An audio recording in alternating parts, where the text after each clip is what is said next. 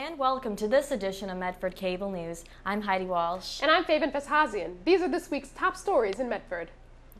The Medford Housing Authority will be answering some tough questions this week after mismanaging millions of taxpayers' dollars.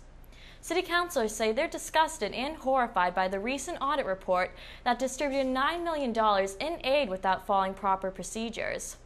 Auditors found that landowners with housing issues were not revisited for bad conditions and overpaid sometimes without having contracts. While the Housing Authority gave themselves a perfect score in management assessment, they're still expected to perform an independent cost analysis on past projects. A unanimous resolution was passed by the Medford City Council to bring massage therapy licenses under city authority. Women working in both the mixture and lavish spas in Medford were arrested for offering sexual favors for cash. The state's Consumer Affairs Office currently monitors these establishments, but Council President Mayoko says they just don't have enough personnel to get the job done. The Vita Real International Church of Somerville paid a visit to City Hall last week and protested the agreement between the church and the Chevalier Auditorium Commission. Pastor Luis Morales, who is supported by a full house of members of the church, claimed that the agreement was breached due to equipment storage issues. The Chevalier Theater has been rented out to the church without a contract for $1,400 every Sunday. John Costas claims the issue simply revolves around storage and that future events need additional spacing. As of April 17th, a meeting has yet to be scheduled to resolve this issue. Who says you can't make it from Medford to the big screen? Medford native Tom O'Brien will debut his movie called Fair Haven at the Tribeca Film Festival in New York City on April 20th. O'Brien teamed up with his Medford High School classmates to write, direct, and star in the film that discusses the problems of traveling home. Tickets will be available for its debut at the Somerville Theater on April 29th. And prom season is coming up for high school students, and for some it's too costly to go. One local woman is determined to send every girl to prom in style. When most girls dream of their prom night, what else do they think of besides the prom dress? But what happens when you can't afford that perfect dress?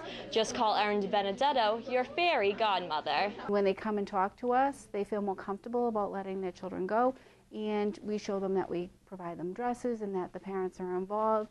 And sometimes girls are able to go that wouldn't have been able to go. School committee member Erin DiBenedetto and the Medford PTO have gathered both used and donated gowns for families who can't afford high prom costs. DiBenedetto got the ball rolling on this project after a Medford High parent-teacher meeting, where one parent asked herself how she and the community could help these girls go to prom. And I, presented it to the PTO board, and they said, let's give it a shot.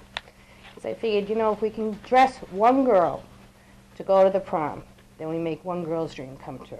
Much to their relief, one local dress shop, Bride and Belle, has reached out to donate 30 dresses from last year's season, totaling to almost 100 gowns from students and sponsors. So we take all different types of dresses, and the word gets out.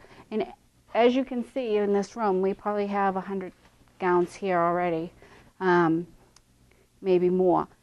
Students have poured into the dressing rooms of this transformed teacher's lounge to check out the diverse and funky styles of each gown. For one Medford High School student, this is an opportunity to not only find an option to cost, but to also find a dress that fits her shape. Not my thing. I'm a very wide girl, and it's hard for me to find a dress that it'll fit everywhere else, but it'll be too tight up here, and won't be able to zipper, and just have confidence and go with your friends.